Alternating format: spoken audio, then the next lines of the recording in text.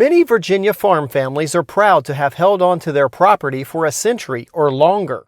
The descendants of Daniel and Phoebe Scruggs have done more than that. They've purchased back hundreds of acres of farmland that once belonged to their formerly enslaved ancestors in Appomattox County. It's a passion for Ora McCoy, who has been named Virginia's USDA Natural Resources Conservation Service 2021 Farmer of the Year. I was born in the house to my right. So, and my father, he loved this land. You know, he worked so hard to make sure he did not have to sell the land. And I think he passed that down to me. And I said, you know, as long as I live, this land will never be sold. It's just a feel-good thing to have land that your parents worked so hard for and which they could have sold and had a much better life. But they decided to keep it. So that's my goal, is to keep it and pass it down to my children, my son. Challenges is, and I think Mom talked to this a little bit, but it's the expense of running a farm, managing a farm.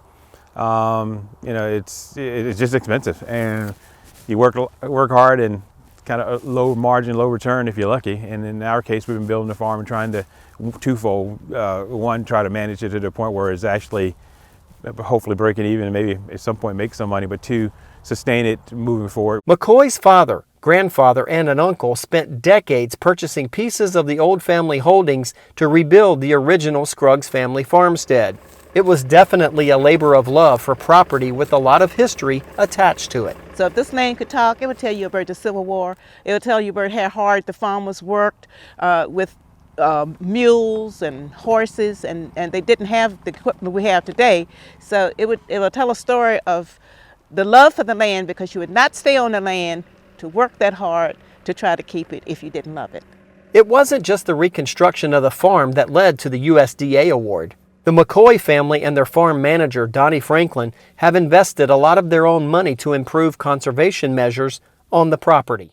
Well, one of the greatest things that we've done here, we've gotten into the program where we put in waterers for the cattle, where we dig a well and they run water to certain places in the farm so the cows don't be stressed but for looking at the water going up and down the creek.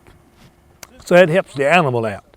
The other thing about it is that it does keep the cattle out of the creek, which keep the settlement and the waste material out of the creek. The McCoy family is constantly improving their land. They own about 200 head of cattle on 3 separate pieces of property. The cattle waterers and assistance with rotational grazing techniques came from the Robert E. Lee Soil and Water Conservation District. More guidance in developing a conservation plan for 200 acres of woodland came from the NRCS field office in Rustburg. That led to tree and shrub plantings to benefit wildlife and improve soil quality.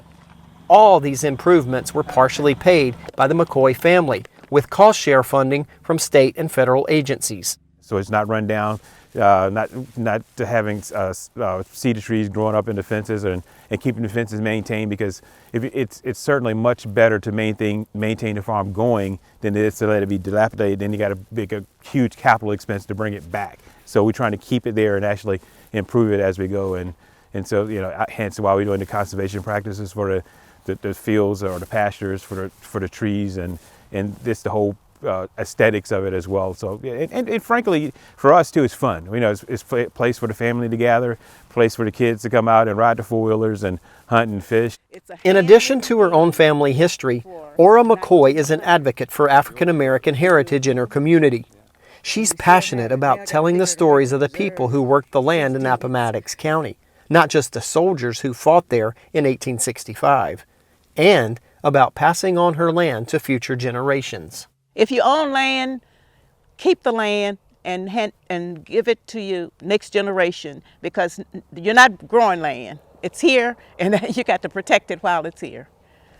So that would be my message. You keep your land. Dad, hope you're proud. Granddad, hope you're proud. And probably thinking about how hard they had to work. I mean, my father worked at the foundry, second shift, took care of the farm in the morning. So, I mean, people had to work hard, and you alluded to that earlier, to maintain a farm. And then going back to my grandfather, they were raised crops in the summer, do logging in the winter when they weren't raising crops. I mean, really worked their behinds off to maintain the farm and, you know, and keep the land. And frankly, keeping the land for them was the goal. And when you talk about next generations, Both the McCoys and Franklin want to see more people invest in the future of farming in their rural community. But when I think back of how many people that you have, younger generation, black or white, that's interested in the farming aspect of raising food for the world, because that's what you're doing. You know, if farmers drop out with all the houses that's being built, who's going to feed them? So that's what we need. We need more people to get involved into farming. In Appomattox County, Virginia, I'm Ricky Gibson reporting.